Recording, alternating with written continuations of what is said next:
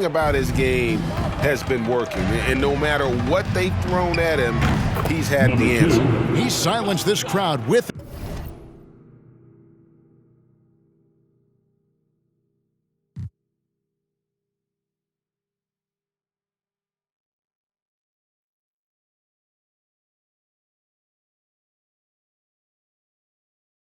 an unreal display. His ability to drown out the noise and the hostility of an opposing crowd is pretty special. Outside Jackson. It's tipped. Pushing it up. Here's Hammonds, and there's another one for Indianapolis. From that in-between range, they've been the much better team. They've been struggling here on offense. Yeah, a bit of a dry spell for sure. A really good job by Reggie Jackson just finding the shooter and feeding him. There's the pass to Q. And it seems the play-in tournament is here to stay, Brent. Has it worked out as well as you expected? I think it's been great, Kevin.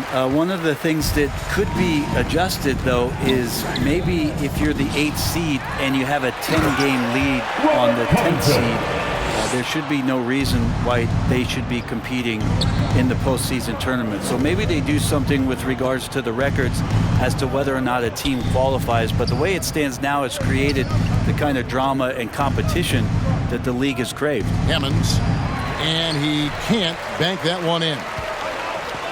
It's Covington on the wing.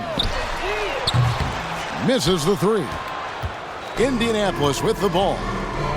They're on a 14-6 run.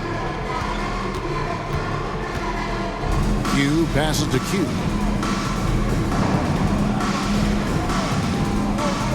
From deep three-point range, an absolute bomb from three-point range. Number 2. Q's got 15 points in just the second half.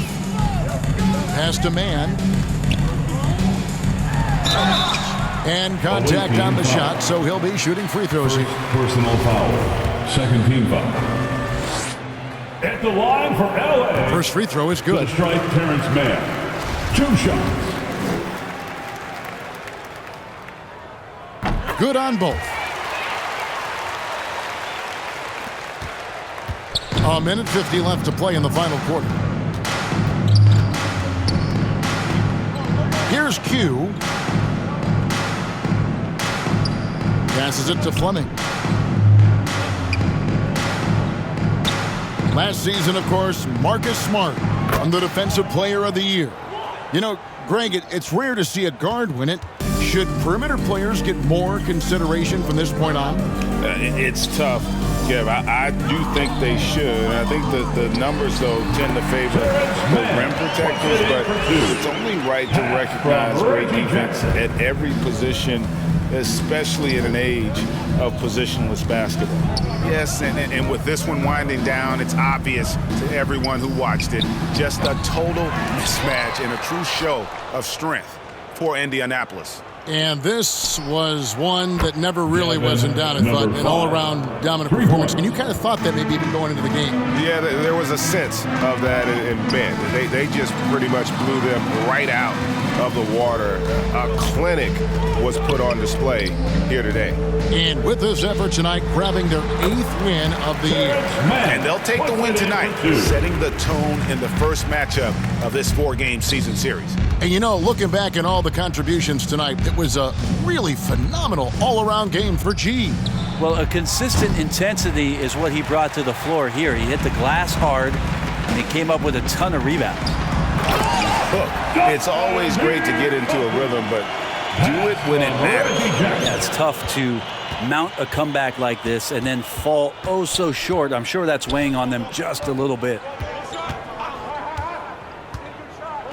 Q passes to Fleming. Batum with the steal. And here comes Jackson leading the fast break. Covington down low. Here's Coffey. And so Indianapolis takes this one by a big margin. To come into an opponent's building and dominate the way they did tonight says, I think, Greg, an awful lot about this.